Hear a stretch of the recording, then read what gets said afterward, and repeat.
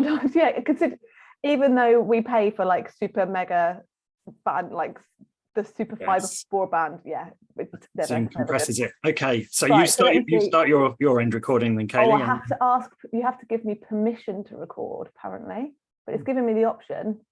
Okay, I don't know where that permission would come from.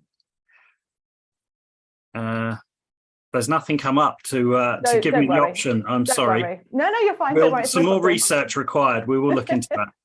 Okay, right. Cool. So I'll do my quick intro and then I'll jump into my presentation for you all. So for those that don't know me, I'm Kayleigh. I jointly run Kayleigh Creative, and at this point, I'd normally point behind me and say I run it with the man that sits behind me there. But he's not currently here at the moment, so he will be back. He'll probably wander back in at some point while I'm doing the presentation. But yeah, so we run Kayleigh Creative. We're a full-service, ethical, sustainable, and vegan design agency. We're on a mission to change the world, one business at a time, and you can think of us as your business's remote design team. We offer the complete creative service, looking after your branding, website, and the design of all of your print, digital, and event marketing. We put planet before profit and support other businesses with the same ethos. After all, everyone has a part to play in creating a sustainable and ethical world, but nobody ever said it has to be with boring and generic design. So that's me. I'm from Kayleigh Creative, and I'm about to tell you how you can maximize your event presence. So let me just get my presentation up on the screen. Okay, let's do share screen and share screen. There we go. Okay, right. Oh, that's still on the Zoom menu. I want the full screen menu. Okay, can we all see this? Give me a thumbs up if you can see it. Yeah, cool, perfect. Okay, brilliant.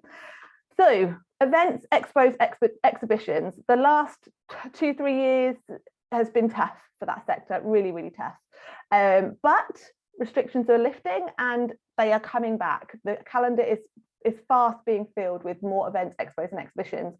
And so it's quite likely that you are looking at potentially taking your business to one. So I'm here today to help you make sure that that investment into that presence at that event returns for you. So I'm going to share some top tips. So let me just make sure my keyboard's working. Skip. Okay, oh no, I jumped. Right, so first thing you need to ask yourself is, why are you going?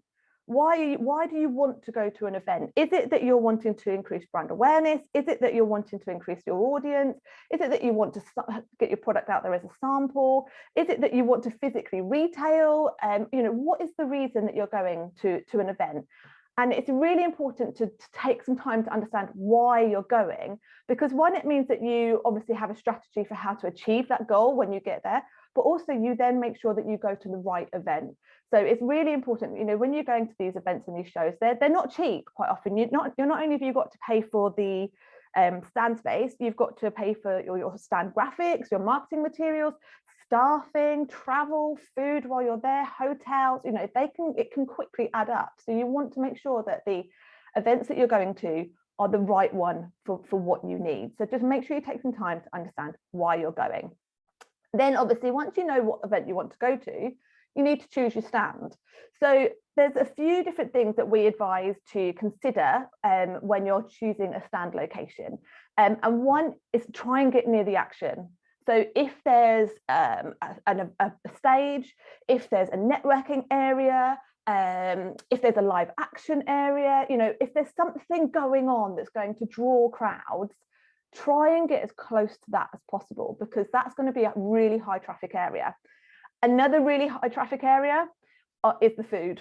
Quite often you'll go to these events and there'll be food areas. And what do we all love to do? Eat and drink. So if you can get yourself near the food and drink sections, again, they're going to be really high traffic areas. So you'll get a lot more footfall than being tucked away in an area that people aren't going to be drawn to other than walking around the stands. And another tip is get a corner stand if you can. A corner stand is great because you have two open sides. So no matter which way people are coming down aisles, they're likely to see you. If you've got 3 walls, you're tucked in. You've only really got a short period of time for that person to see your stand and be enticed into it. But when you're on a corner stand, as people are walking down the aisles, you're in the distance, they can see you the whole time they're walking down the aisle. So a corner stand is a really, really nice premium location. Once you've got your stand and you know where you're going, pre-book meetings. Now, this might seem a bit weird. You might be thinking, well, hang on, I'm there to meet new people and meet and find new customers. But actually, we're nosy as people. We want to be involved with something that's popular. We want the latest thing, the newest thing. And actually, if a stand's empty, it can be a little bit intimidating for someone to walk onto. And also they may look at it and say, well, that stand's empty. Maybe it's because it's a bit rubbish and they haven't really got anything good to sell or to show me. So I'm not going to bother. But if there's people already on your stand, it creates this FOMO. And if you don't know what FOMO is, it's fear of missing out. So having people on your stand creates a bit of a buzz and makes people go, oh, what's going on over there? So if you pre-book meetings, you're kind of engineering that situation. So it's a good one to do if you can. Next one, be eye-catching. Now, look at this picture here. Okay, this is from a big vegan event that happened. This is a couple of years ago. Do any of these stands stand out to you? Does any of this make you want to stop and look? They're really, really dry. They're really boring. And think about the fact that you're in an event situation with potentially hundreds of other exhibitors.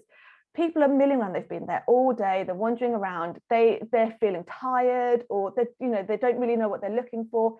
If your stand is just white space with maybe a banner on the back, are you really going to catch those people's eyes? Are you really going to engage them and pull them in? Maybe, but you're taking a chance. So one of the most impactful things you can do is to invest in really strong stand graphics. So wrap your stand in something really strong, really bold, really visual.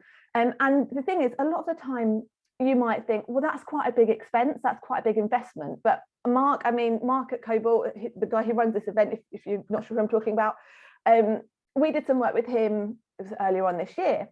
And what we did is we designed the stand graphics, but we designed them so that he can reuse them. So yes, the initial, if he was to just go to one event, maybe it's a big investment, but realistically, you're not going to go to one event. So it's an investment. It's something that you can reuse over and over again. Don't think about these things as a one and done.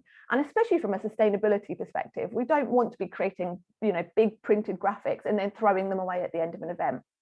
So create something that's really big, really bold, really eye-catching, but that you can reuse.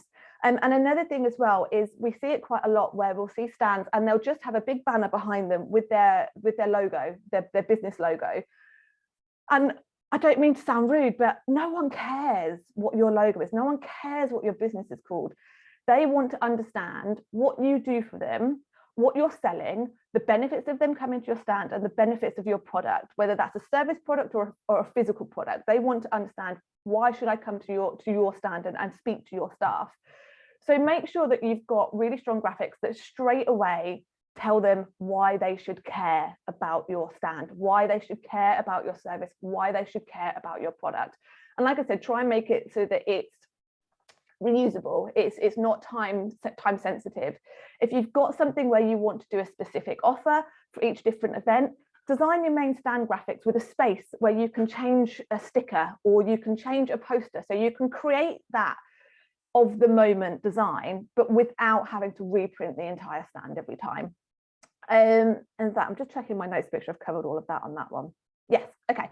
Oh, and actually, so I wanted to sort of pick on Mark again a little bit, in that he went to an event and another person we know went to an event, and that person said that it was rubbish.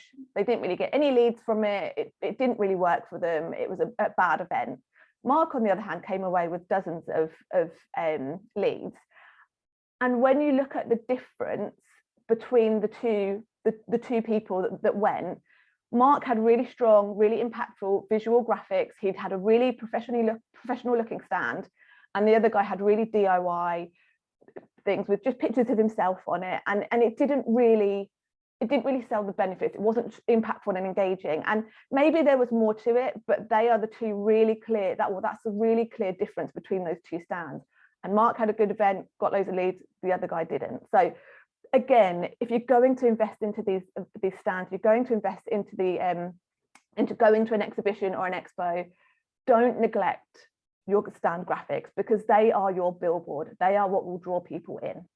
So once you've done that, Be interactive. So I'm not talking about having fancy computer whizzy tech and VR helmets and all the rest of it. I mean, if you can do that, do it. Great, brilliant.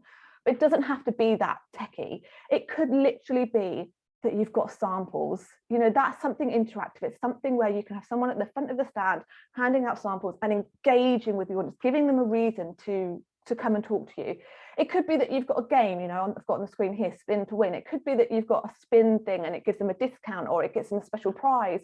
It could be as simple as you've got a gift basket and people can play a game to win that, or a raffle, or just do something that gets people engaged with your stand that doesn't cost them anything. And the reason I say this is because it's quite hard to get people often to put their hand in their pocket, especially at shows when they've got so much choice.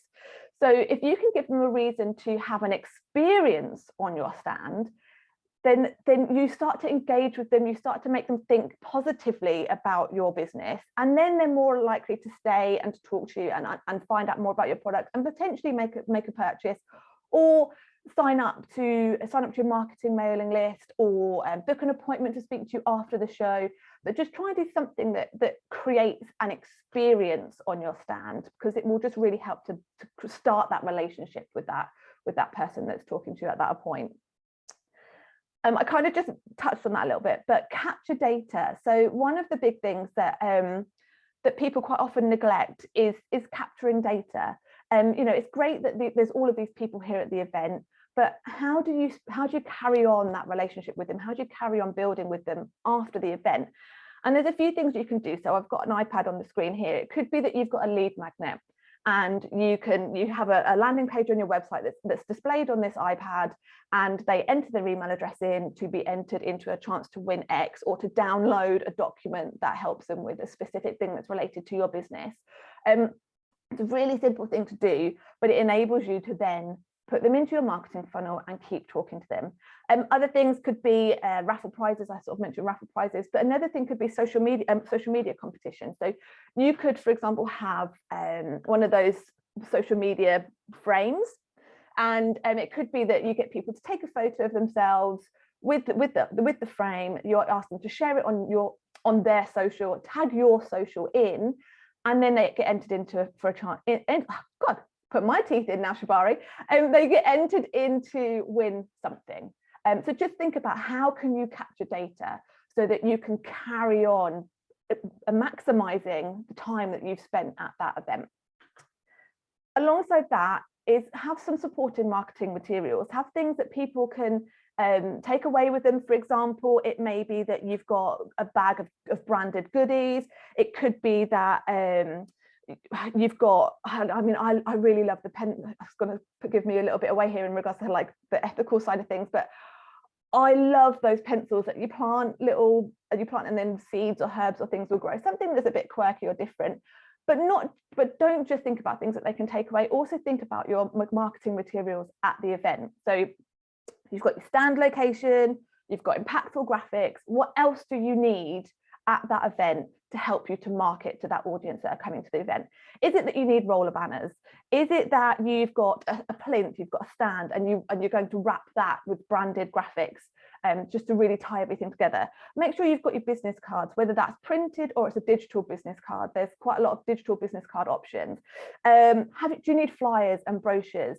Like I mentioned earlier on, digital landing pages so you can get people to sign up. Just think about all the other things that you're going to need to really make sure that you maximize that event and you get marketing materials into everyone's hands so that they can take it away and you can carry on with that relationship with them.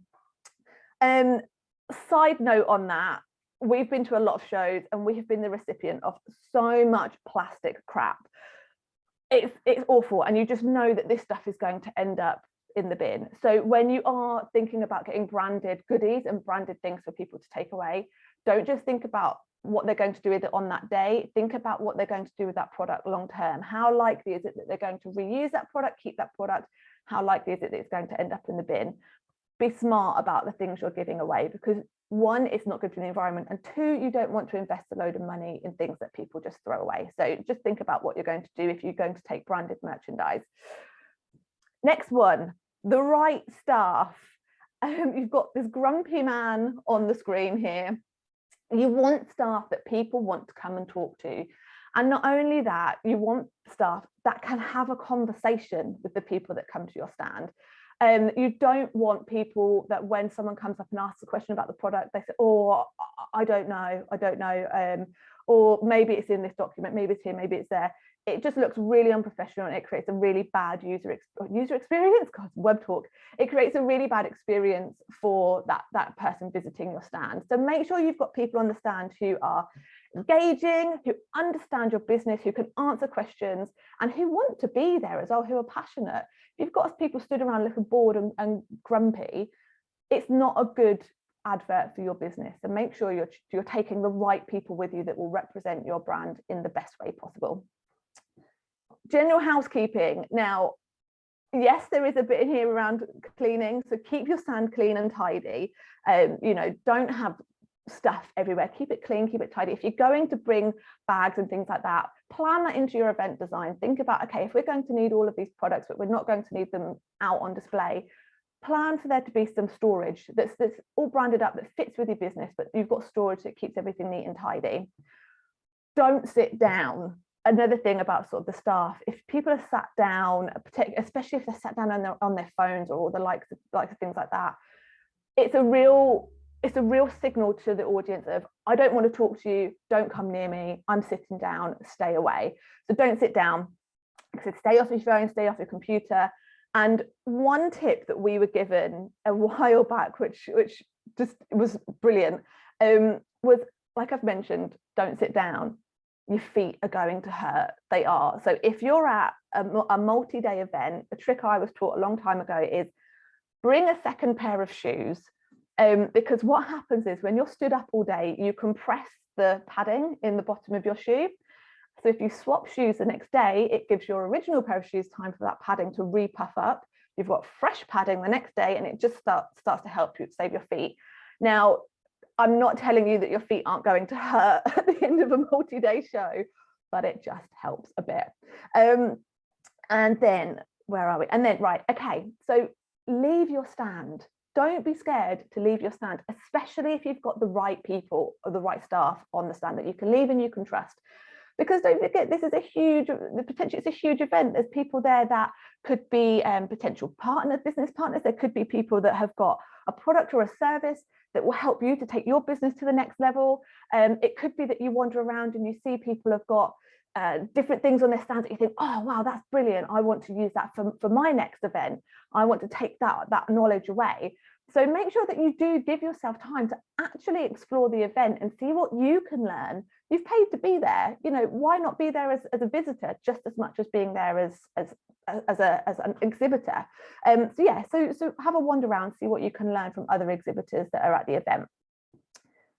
Get involved. So quite often events will have stands, stages where you can go and do talks. So if there's that opportunity to potentially do a talk, investigate it, see what you can do.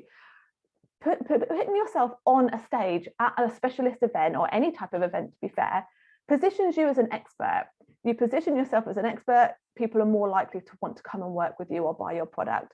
It's a huge piece of branding, a huge branding exercise as well. It really helps to position yourself in this really positive light. So if you've got opportunities to get involved, do it. Alongside that, quite often shows will have marketing databases, and they'll have their own social media channels, and they'll have other ways that they can I've jumped after the no, hang on, oh no, it is in this one, sorry, ignore me. As well as so the event organizers will quite often have their own websites, their own email channels, their own databases, their own social media channels. They'll have all of these other ways that they're promoting their own show. See if there's ways that you can get involved in that to promote your business wider than the physical event. So can you send an email out to the show's database? Can you do posts on their social media channel during the event? What can you do that capitalizes on all the other marketing that's going on around the event to push your brand wider than just your stand?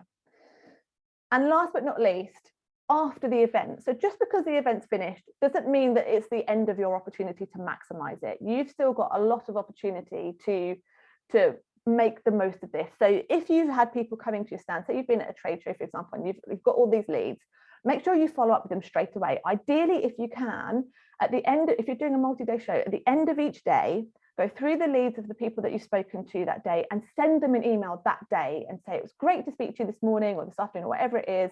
Really looking forward to talking to you more about X, and just straight away jump on it, because it makes you look professional, organized, and that you care. So make sure that you're still engaging with that audience once the event's finished. And I'm just going to check my notes and make sure I've covered everything.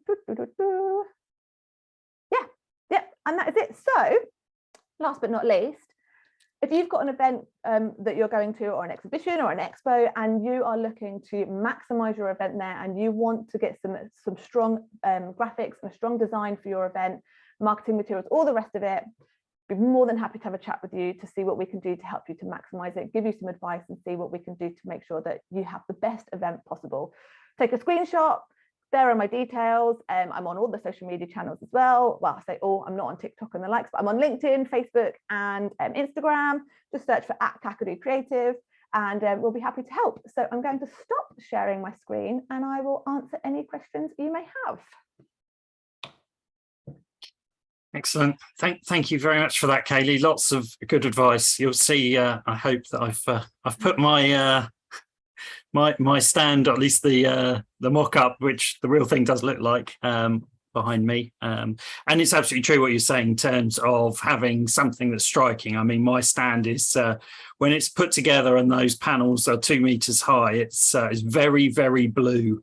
But it catches people's attention because there's a lot of quite bland colours around, and lots of sort of white and pale pastel colours and stuff, and then they kind of hit this bit that's sort of, you can see it from half a mile away, is bright blue, and they do stop. People have stopped and literally just said, oh, your stand's really noticeable, you know. So and then you've got them, because you can then start to have a conversation about what you do. So I think that's good. And you're absolutely right, your feet absolutely hurt by the end of day 2. I did take 2 pairs of shoes last time, but my feet still hurt by the end of day 2. There is something else you can do. It's something that Lee's used. There are insoles called D3O, and they're like this gel that molds to your feet, and so you can buy these special insoles as well. If you've got a bit of extra room in the bottom of your shoe, see if you can get some of them and slip some of them in as well. Worth knowing. But yeah, it's difficult to stay. By the end of day 2, it's really hard to stay on your feet and lively and come and see us. You know, it's like, oh, I'm tired out. Yeah. But you have to do it. It's definitely the case. Good. Okay, right, enough from me. Has anyone, I'm going to just change the view so I can actually see. Has anyone got any questions for Kayleigh? We've actually got quite a lot of time. We've got about 15 minutes. So I'm hoping we've got some questions. So I've obviously just answered everything you ever need to know. Possibly have. Has anyone got any plans to do any exhibitions in the near future? No? Right, I'm going to go now. We do quite a few of them, and I mean, all the stuff you said, definitely. Right, one of the things we do is we always do like a silly little game to attract people. So we do like lucky dicks, we've like roll the dice and all that, and it just gets people queuing up and interested, and that's worked really well for us. That's that whole being interactive, having something that creates an experience on the stand. It's so powerful, and quite often it's very cheap to do. So. Yeah, ours have all been cheap. We've not spent a lot of money. Like, we've got 2 big foam dice ones, and people have to roll a double. It cost us like, I don't know, 10 quid or something. Yeah, exactly. No, it's a good idea. It just does bring people in. I mean, the last expo I did, the busiest stand was the one that from sort of the middle of the afternoon onwards was giving away free beer, but obviously you can't always do that. But they were rammed. I don't know whether they got any sales, but I thought that's actually quite a good idea. They just pretty much had it set up as a free bar, you know, so then people came in and they had a drink and they were a bit relaxed, and then they just chatted to them. I thought it was and that was an IT, it was a cyber security company, so it really didn't have anything to do with beer. So it goes to show, a bit of creative thinking. But, yeah, it does. Like we went to, there was a business event, a business expo here like last year. No, it was just before COVID. And one of the only stands I remember visiting was one that had a basketball hoop, and you threw a ball into the basketball hoop. I don't even remember what you won from doing that, but I remember the physical act of trying to get the ball in the basketball hoop, and that stood out to me. It was such a simple thing, but because I physically interacted with the stand, they've then made that impact in my memory, and now I remember them. So I was going to say, the question is, can you remember what they were and what they did? They were a consulting company, so again, it had nothing to do with what they're about, but it just got people stopping, engaging, doing something, and having an experience. So yeah. Vicky, you said about they had to roll to die. What did they win? Did they win anything? It was interesting. We just I bought a load of bags of vegan chocolate coins, actually. So it was like it showed it was money, because obviously we're in the business of money, and yes, a really, really cheap price as well. Yeah, I was just interested. Okay. Yeah, very good.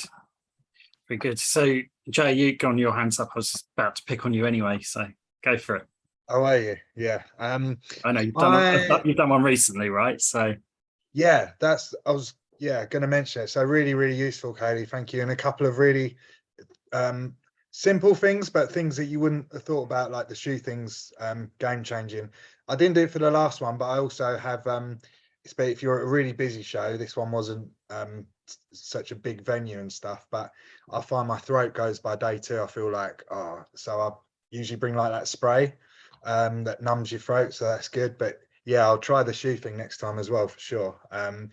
My query is just about follow-up. So obviously every company's different and everyone's different, but we had a show, Caitlin and I, probably going back 6 weeks now, and I had 2 or 3 key really good conversations. One with like a lady who's actually, her husband's got a pension, she wants to follow up, and my question was, do you do anything differently after a show?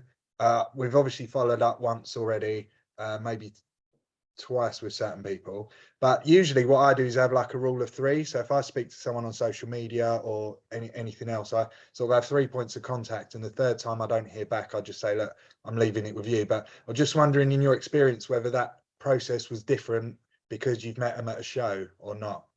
No, I would generally do the rule of 3. I don't like to feel like I'm nagging someone, and I feel like if I've done 3 times and they've not come back to me, and I've spaced it out, it'll be a week or a couple of weeks between each piece of contact. So maybe they're on holiday, maybe that they're in a busy period of time in the business or at home. So I make sure I space it out. I can't stand having an email every other day from a company saying, I've sent you an email 2 days ago, you haven't replied. I'm like, yeah, okay, just leave me to it. I'll get back to you. It annoys me more than anything. Yeah. And likewise, if someone messages me relentlessly, it just frustrates me. So I'm very much like you, 3, maybe 4, depending on the conversation. I then may have another one 3, 4, 5 months down the line. I may just send another message and just drop in and say, we spoke a while back. I don't know if it was a busy time for you at that period, so I thought I'd just check in again, just in case there's a better time. If it is and you want to pick up conversations, we're more than happy to have a conversation with you now. If not, again, here are my details. Be happy to chat whenever's good for you. But one of the things I would say is, as well as doing that physical, you're doing that personal reach out to them, try and make sure that you get permission from them to put them into your marketing funnel, so that you can, whether they reply to your personal contact, if you've got them in your email database, for example, they can just get your newsletter however often you send it out. If you've got them in there, then they're still being drip fed that relationship from you. They're still being drip fed. Good. And then that's not an all or nothing then, because even if you hear back from him in a year's time, that's still valuable. So thank you for that. That's and it really may be that she got home and realized, actually we're locked into such and such for another 6 months, so there's no point talking to him now. But people, people don't like to say no. They feel really uncomfortable doing that. So quite often they'll just ignore and hope that you'll go away. So actually, if you give them the opportunity to come back to it at a time that's right for them, but you, like I said, you stay front of mind by keeping them in your other marketing funnels, then it means that they don't have to say no to you now, and they can come back to it another time. So brilliant. I'll do that today. I'll follow up. However, I've done a couple of emails and a couple of messages, I think. So I'll just ask for that permission, and then hopefully it's a little can jog their memory a little bit. Brilliant. Thank you very much. Yeah, you're welcome. And try and get email and phone number as well, because not everyone's great on emails. If you've got a phone number, and likewise, some people hate having phone calls, so they'll ignore you on the phone, but they'll reply to an email. So if you've got a couple of methods of contact with them as well, it helps.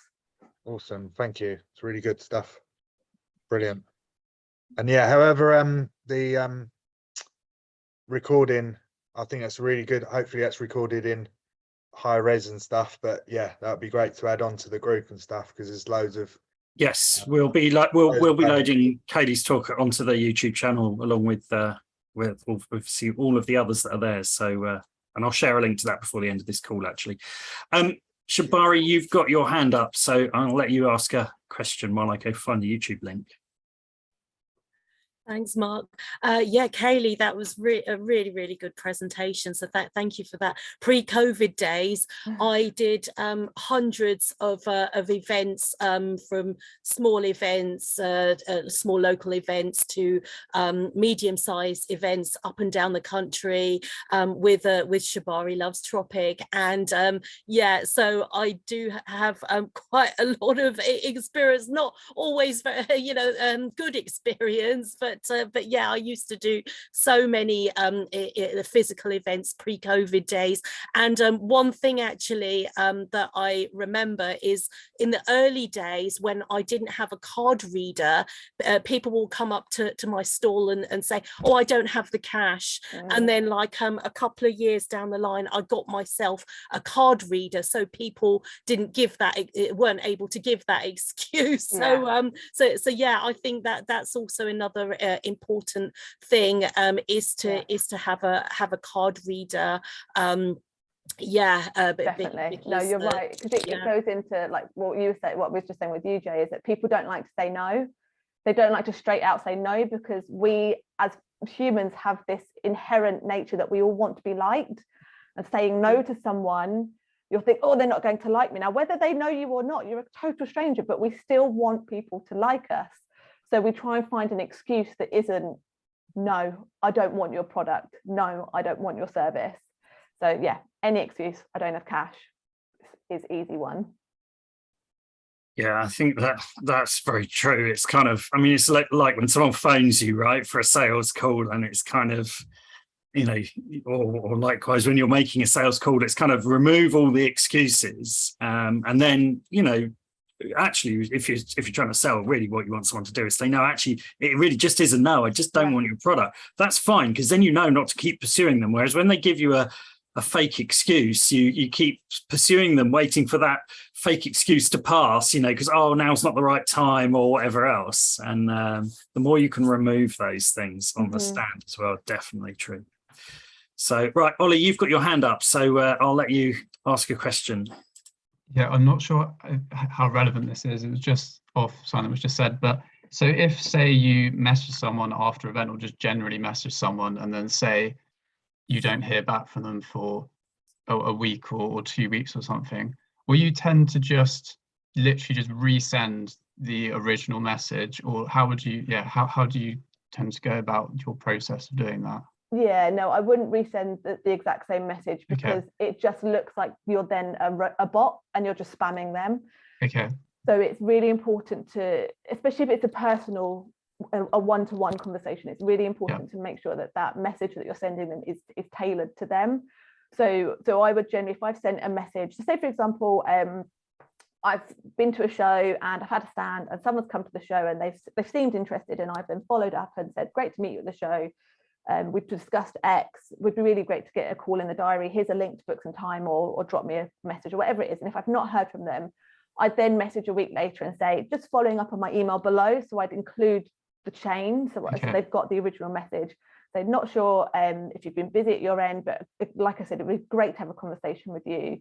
And if you can put in another bit of tailored content to the conversation you were having. So say, for example, I mean, in your case, you've got your editorial platform. So say, for example, you've got new articles on the site that you think would be relevant to them, or if you've got a new feature or something that you've said, we didn't discuss this at the time, but I think this would be really interesting to you.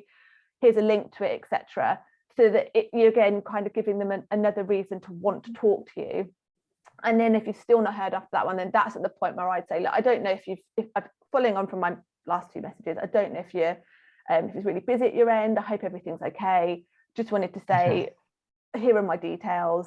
I hope to hear from you soon. You know, something along those lines that's like I'm still here and I still want to talk to you, but if this isn't a good time for you, then contact me when it is. But yeah, each one should be unique. Okay, thanks. Yeah, I mean, I've never got to 3. After 2, I tend to leave. I find it far too, because I also don't.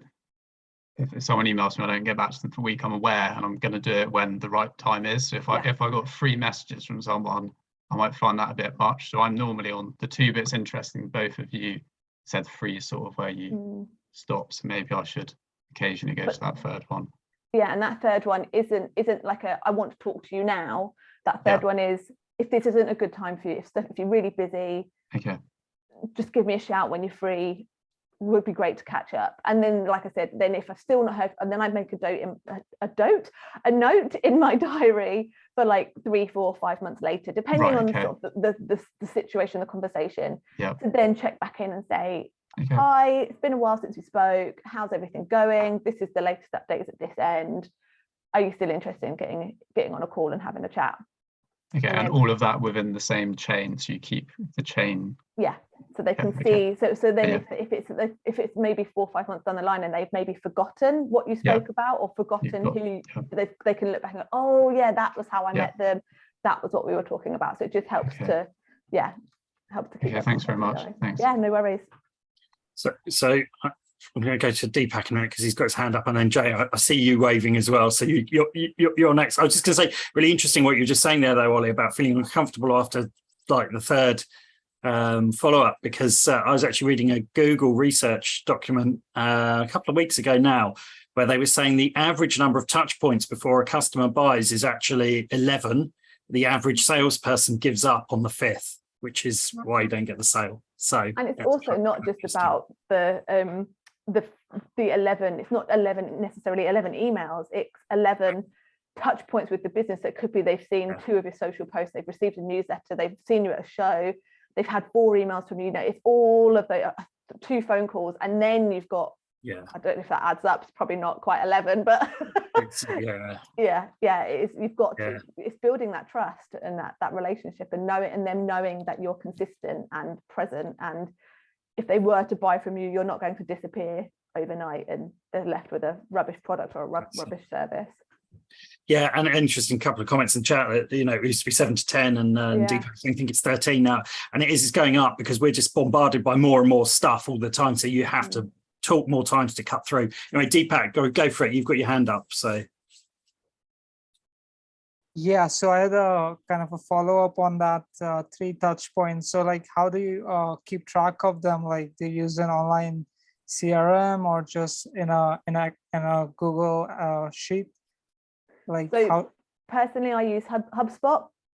So it's a CRM system. It's perfect for me. Our newsletters and everything go out through MailChimp, but my personal conversations where, like we're saying, where I would message someone and say, hi, good to have spoken to you at X, they go through my HubSpot so I can see what's on there. And I don't know if anyone else uses HubSpot, but I love it because you can set tasks for a future date. And so each day I log into HubSpot, I bring up the list of my tasks for that day, and then I can see, okay, who do I need to catch back up with? What do I need to do today? Who do I need to speak to? And then that helps to keep me super organized. I've heard good stuff about Go High Level, because with Go High Level you can kind of automate that, or like you can customize those messages to that specific person, but also you don't have to worry about it. Okay, if this person doesn't reply to this day, then you can you can send them that message ongoing whenever you set it up for. So like one other little question was like, usually how much time do you wait? Like I wait for about 3 days, and that's how long I wait. So personally, I wait a week, because I know from situations in the past, generally if someone's not got back to you within 3 days, it's either they're super busy at their end, or they're on holiday, or they're sick. So I've always found that 3 days is quite often a bit too soon. So a week, but I try and then email. So say, for example, I've emailed them on a Tuesday and they've not replied. I won't then email on the Tuesday the following week. I may email on the Monday or the Wednesday, because it may be that Tuesdays are just generally an awful day for them. And so by shifting that day that you contact them, it may be that actually a Monday's a quieter day for them, or a Friday's a quieter day for them. That's how it works for me. Yeah. Thanks, Kayleigh, for this wonderful presentation. Oh, you're welcome. No worries. Excellent. Thank you, Deepak. Right. Jay, you had your hand up as well. I don't know if you want to come in on something. We're almost at time, so we'll just quickly go to you. Just a really positive comment, really, in terms of this same topic of following up, and is not to assume that they're not interested just because they haven't got back. Mm-hmm. And I'll give you an example of this. I made a connection with an estate agent in London. They have a particularly awkward thing that I was looking into, and I just gave them a direct response of, look, it's not possible, you can't do what you want to do. And I didn't hear back from them, and this was probably weeks and weeks ago. And I just reached out on Friday and said, not sure, like I basically explained my decision back then and reason why I advised what I advised. And they come back and said, oh, we've been meaning to get in touch with you. Actually, we've got another lead for you. So it's probably something that I'm just saying it because I've felt it a lot, and probably a lot of people here are feeling it a lot. Just because you're not hearing back, you just don't second guess, because the chances are they're just busy, or there's every chance they can come back to you. So yeah, don't let that prevent you from following up. And another thing as well with that actually is you have no idea when they will follow back up. So we just got a new web project, and when we sort of had the kickoff call with the client to confirm that yes, they wanted to go ahead, I asked them, because I knew we were in the mix of 3 other agencies, and I said, why was it that you chose us out of everyone else that was in the mix? And they said it was our presentation, blah, blah, blah. But one of the things that really came out from it was she said, well, we met networking, and it was a networking event from 2 years ago. She said, I met you networking, and I followed your social media content, and I've loved it, and I've just wanted to get in a position at some point to work with you. And 2 years down the line, she was ready. So you never know, when that time might be right for that person. So yeah, don't give up. Definitely don't give up. Excellent. Thank you for that. I think, yeah, very true what you just were saying there, Jay. I think, it's really easy to just kind of give up and think, oh, it's no good. But Kayleigh's right. Okay, good. I think we're at time. Well, we are at time. There's no think about it. We definitely are at time. So we shall wrap up there. Thank you very much, Kayleigh. Really useful presentation, as always. And anyone who hasn't found the YouTube channel, I put a link in the chat, and don't forget to save the chat, by the way. But Kayleigh's done a number of other presentations. I've had several of the rest of us. So there's plenty more material in there that you can see. And it's obviously super helpful to us if you do subscribe to that channel and like the videos. It just helps to build the visibility of this group on YouTube, which is another route by which obviously we can bring people into the broader vegan business networking group. So I would strongly encourage you to get on and like and subscribe to some of those videos and comment and things like that. And we'll try and get a bit of interaction going through that channel as well. Good stuff. So I'm going to stop the recording there, actually.